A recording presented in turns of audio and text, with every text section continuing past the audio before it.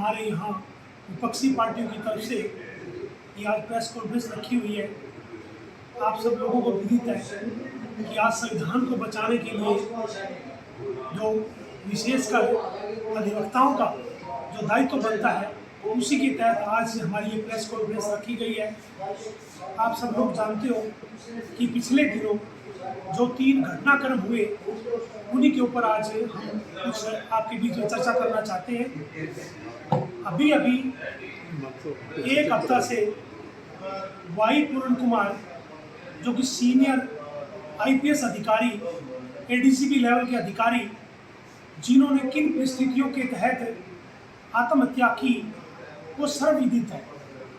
आज एक आईएएस अधिकारी, सीनियर आईएएस अधिकारी अपने पति एक सीनियर आईपीएस अधिकारी के लिए न्याय की मांग कर रही है।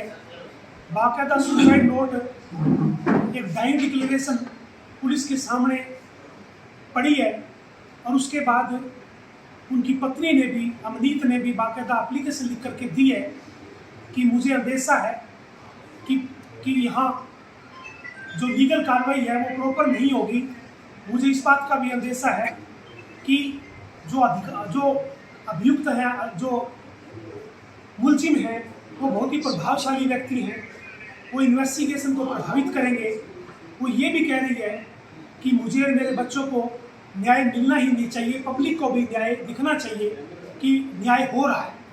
उसके अलावा सुसाइड नोट के अंदर भी बाकायदा प्रमाण के साथ, फैक्ट के साथ बाकायदा उन्होंने जो एप्लीकेशन फॉरवर्ड की है 2020 से अब तक, जो उसके साथ ज्यादतियाँ हुई है, जो डीसीपी, जो कि एक मुख्यमंत्री के बाद बहुत बड़ी एक पोस्ट होती है, उसके द्वारा जो ज्यादतियाँ की गई, बाकायदा उसने प्रमाण के साथ अपने डाइंग डिक्लेरेशन के अंदर आत्महत्या से पहले उसने जो एक नोट लिखा 8 पेज का, उसमें लिखा है, बाकायदा उसने नंबर मेंशन किए कि मैंने ये 100 डेट को मैंने ये एप्लीकेशन फॉरवर्ड की है, मैंने एडीसीपी को, डीसीपी को, मुख्यमंत्री को, इवन कोर्ट में भी, इवन SC कमीशन में भी उन्होंने एप्लीकेशन दिए, वो बाकायदा प्रमाण दिए। उसके बावजूद भी सरकार की जो मंशा है वो ऐसी मंशा उनकी है कि पहले वो हर आदमी को, चाहे वो गरीब हो, चाहे कैसा भी किसी भी तबके का आदमी है, वो पहले ये देखती है कि अगर कोई सरकार का नुमाइंदा है, सरकार को किस तरह की कोई आंच आ रही है, तो उनको थकाती है, बाकायदा उनको अनशन करने पे मजबूर करती है, फिर उनको ध्वस्त करने के प्रयत्न करती है, फिर उसमें जातीय एक रंग भी ला करके आती है। जैसे कि अभी हमने देखा इसी मामले पे उन्होंने, जैसे हिंदू मुसलमान जात पात की पॉलिटिक्स पहले भी करते रहे हैं, इसी तरह अब कुछ खापे भी इस तरह से सामने उन्होंने जानबूझ के एक ऐसा किया, जबकि वो खापों के लोग बड़े न्यायप्रिय अपने तरीके से बोल रहे हैं कि हम चाहते हैं कि उस आईपीएस अधिकारी को न्याय मिलना चाहिए, बिल्कुल न्याय होना चाहिए, लेकिन सरकार जो असली अपराधी है उनको बचाने की कोशिश कर रही है, और जिनकी कड़ी बाद में शुरू होती है उनको पहले दंडित करने की प्रयास कर रही है। इसमें जो असली जो अपराधी है वो डीसीपी शत्रुजीत कपूर है, उसको बचाने के ये सारे प्रयास किए जा रहे हैं। उसको सबसे पहले गिरफ्तार किया जाए, उसको अरेस्ट किया जाए, और सुप्रीम कोर्ट के जस्टिस की निगरानी में इसकी तफ्तीश होनी चाहिए, परिवार को सुरक्षा दी जाए, और बाकायदा इसमें SIT जो है वो प्रॉपर कार्रवाई करे। सबसे पहले SC/ST एक्ट का मुकदमा भी इसके अंदर है, उनको गिरफ्तार किया जाए, उसके बाद ये कार्रवाई हो। और इसी कड़ी में जो अपराधी बाहर है, मैं दूसरे पहलू पे एक बात कर रहा हूँ कि सुप्रीम कोर्ट के जस्टिस, चीफ जस्टिस, इतिहास में पहली बार सुप्रीम कोर्ट के चीफ जस्टिस को किस तरह से एक जूता फेंका गया, और वो अपराधी किस तरह से वो बोल करके वहाँ निकला कि सनातन को खतरा है, इसलिए मैंने ये जूता फेंका है। और सुप्रीम कोर्ट के चीफ जस्टिस की महानता देखें, वो कह रहे हैं कि ना ही तो मैं कंटेम्प्ट बनवाना चाहता हूँ और ना ही इसके खिलाफ कोई आपराधिक मामला दर्ज होना चाहिए। बावजूद उसके भी वह व्यक्ति जो राकेश किशोर है, वो प्रेस में, मीडिया में सामने आकर के बोल रहा है कि मेरे को परमात्मा ने ये आदेश दिया था जूता फेंकने के लिए, जूता मारने के लिए, और दोबारा भी मुझे अगर ऐसे कोई आदेश मिलेंगे तो मैं दोबारा भी करूँगा। ये क्यों हो रहा है? इस पे एक मंथन करने की जरूरत है, क्योंकि हमारे देश के प्रधानमंत्री भी पिछले दिनों मीडिया के सामने बोल रहे थे कि मैं नॉन बायोलॉजिकल हूँ, मेरी माँ से मैंने जन्म ही नहीं लिया। इसी परिपाटी को आगे बढ़ाते हुए RSS और बीजेपी का एक एजेंडा है जो आगे बढ़ाने के लिए ये बार बार ऐसे प्रयत्न किए जा रहे हैं, और इसीलिए इन लोगों की इस तरह की जो कार्रवाई बार बार की जा रही है। वो अपराधी जिसके खिलाफ मुकदमा दर्ज होना चाहिए था, सरकार को तुरंत कार्रवाई करनी चाहिए थी, वो सलाखों से बाहर है। और इसी कड़ी में सोनम वांगचुक, जो कि एक पर्यावरणविद है, जो कि साइंटिस्ट है, जिसने सैनिकों के लिए कितना बड़ा काम किया है, देश का नाम रोशन किया है, उसको अननेसेसरी केवल अडानी और अंबानी को सिर्फ बेनिफिट देने के लिए उसको उन्होंने अंदर कर दिया है, रासुका लगा करके उसको अंदर कर दिया है। और जो अपराधी अंदर होने चाहिए थे वो बाहर घूम रहे हैं।